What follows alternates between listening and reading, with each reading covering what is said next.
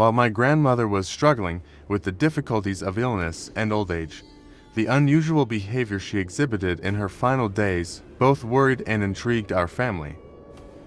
While she was on the verge of death, my grandmother's conversations with her dead relatives initially seemed like a state related to old age, but soon acquired a deep and dark meaning.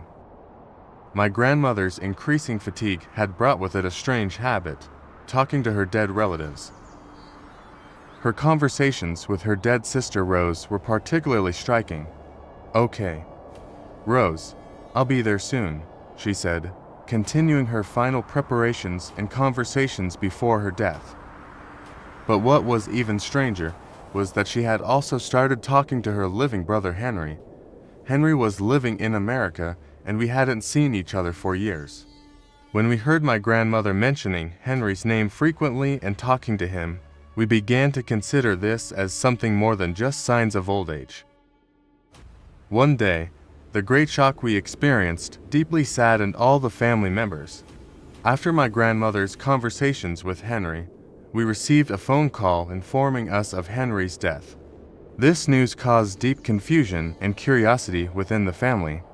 The question of whether my grandmother knew about these events in advance was a big question mark in our minds.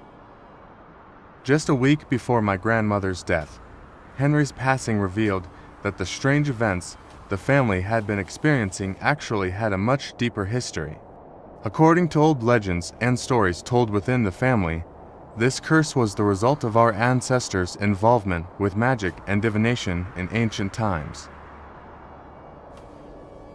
It is said that our ancestors gained the ability to see the future while practicing ancient spells and prophecies, and that this ability eventually became a curse on our family. This curse was passed down from one generation to the next, bringing the ability to speak to the dead.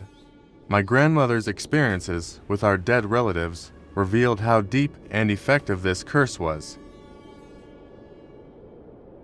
These strange events in my grandmother's final days brought to light a dark secret in the family's past. The fine line between life and death had become even more blurred under the curse. This curse caused our family to reevaluate their ties to their past and embark on a quest to understand how prophecies come about. The family's journey to unravel these historical mysteries led them to deeply reflect on the unknown beyond life and death. My grandmother's last days reminded us once again how complex and impressive these dark secrets in the family's history are. 1 year later, I woke up to a sound other than the alarm I set to go to work.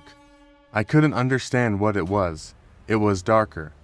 The moonlight was slightly illuminating the room. I squinted my eyes and looked around my room. I couldn't see anyone. I got out of bed, opened the door of my room with cautious steps, and wanted to see if everything was normal in the house. Just then, I heard a clearer sound from the full-length mirror on my left. It was my Aunt Mary's voice.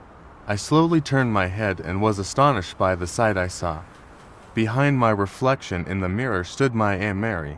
Her long white dress was dirty, as if she had crawled in the dirt. I was trying to comprehend what I had seen, when I quickly turned around and looked back. She was not there.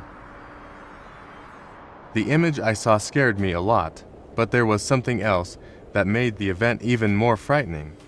That was Aunt Mary's death 2 weeks ago. She was trying to tell me something, very anxiously, but there was such fear inside me that I didn't know what to do. Why was I hearing this voice? Or was I going to die too? But I am very healthy. How will I die? When will it happen? I wanted to find answers to these questions. But I was so worried that I couldn't think clearly, and I put my hands on my temples and squatted on the floor. Aunt Mary was saying something, but it wasn't what I wanted to hear. She suddenly raised her voice and said, "Be afraid because you are going to die." Now listen to me carefully. There will be no escape from this. A strange number will call you in a moment and tell you that there are things you need to learn and ask you to meet him at the cemetery where our family lies. Do not go there. If you go there, you will die like us and your soul will suffer like us every day.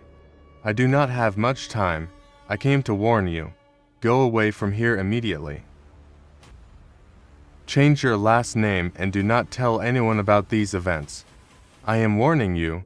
Do not deviate from what I have said, she said. And she disappeared in an instant.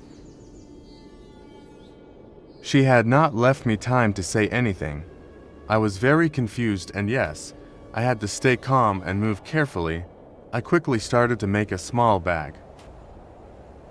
I prepared my necessary things, put on my coat, opened the door and heard a phone call. The house phone was ringing. I thought for a while and decided to at least pick up the phone and listen without making a sound. "Can you hear me?" said a deep, scary man in his 50s. I didn't answer because my breathing was very fast. "I know you're there, so you've been warned. But that won't change the outcome. Remember, I'm always 10 steps ahead of you," he said. I acted quickly, put on my bag and left the house. The weather hadn't yet fully lightened and it was freezing cold. I shivered, but there were so many things I knew and didn't know that scared me that I couldn't just stay home. There was no one on the roads. Finally, an old white car pulled up where I could hitchhike. I felt a pang in my head as I asked the driver, "Can you drop me off at the bus station?" And then it was dark.